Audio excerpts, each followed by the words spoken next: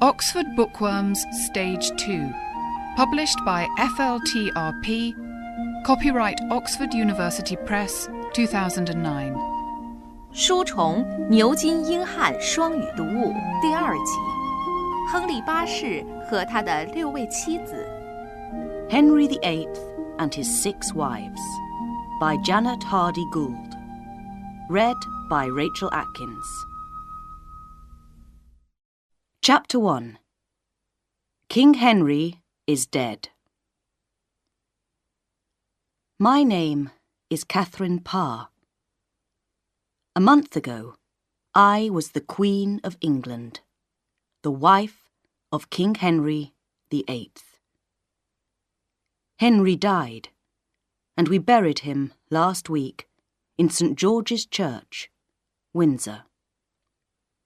2 days ago, on the 16th of February, 1547, I went back to the Palace of Whitehall, which was once my home.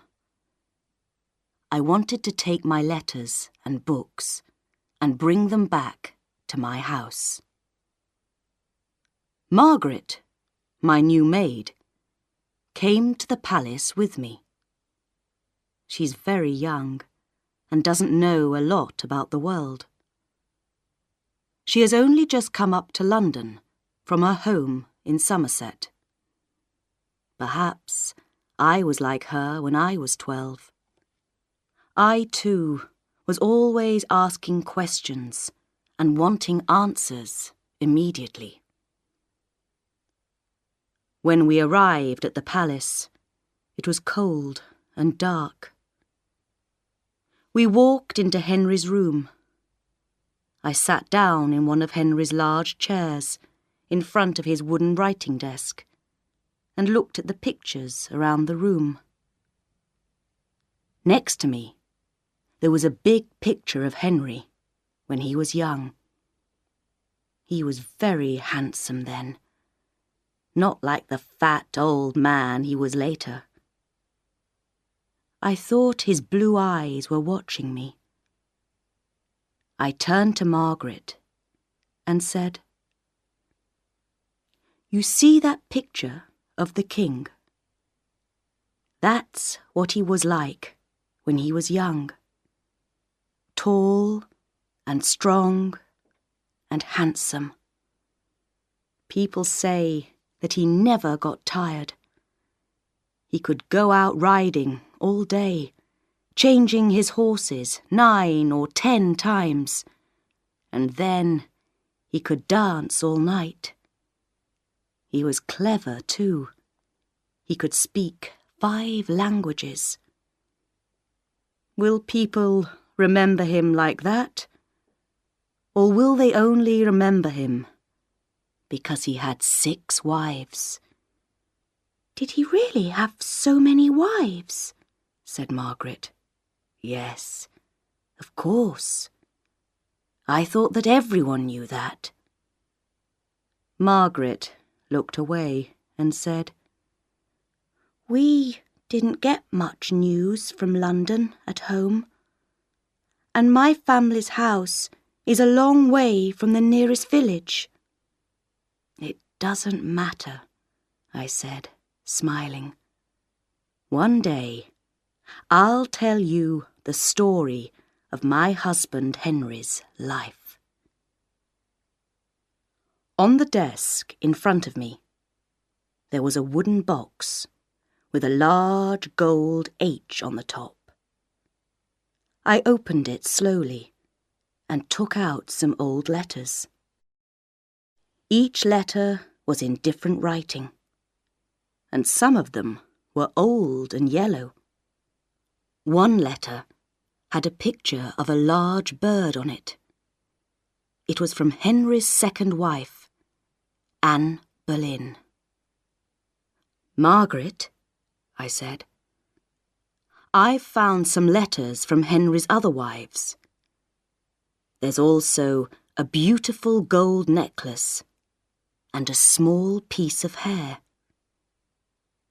I looked at another letter. Here's one old letter from his first wife, Catherine of Aragon. She was married to him for a very long time. She only had one child, didn't she? Said Margaret. Yes. Only Princess Mary is still alive. There were 5 other children, but they were all born too early and died.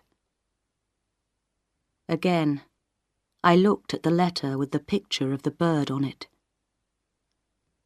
Have you heard of Anne Boleyn, Margaret?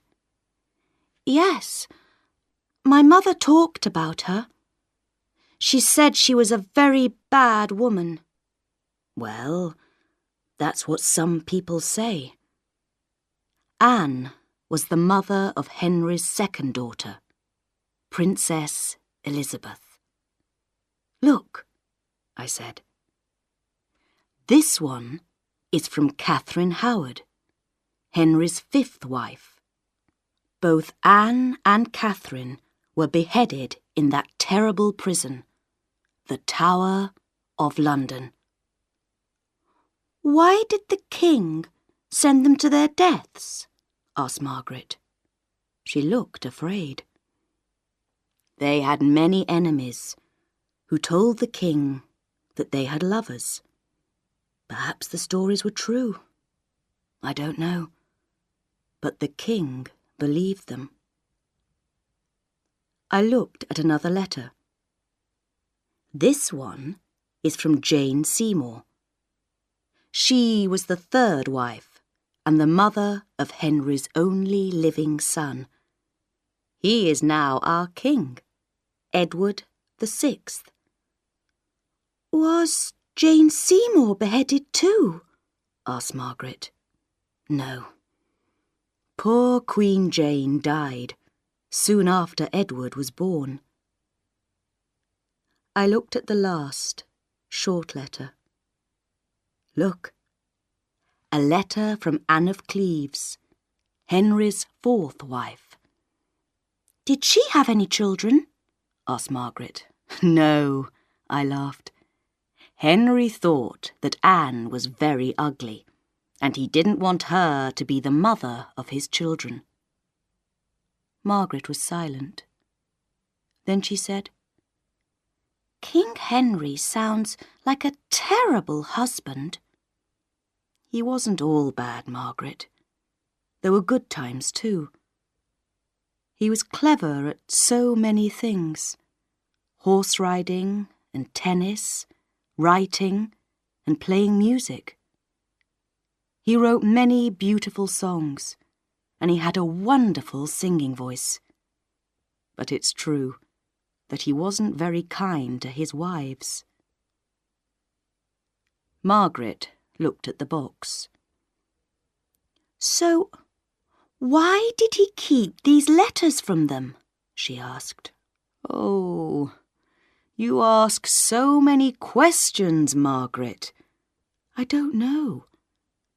Perhaps each letter says something important. I looked up and saw that it was nearly dark. It was time to go home to Chelsea Manor. I put the letters back inside the box. Come, Margaret. We must go now. But can't we read the letters? She asked. We'll take them with us and read them tomorrow.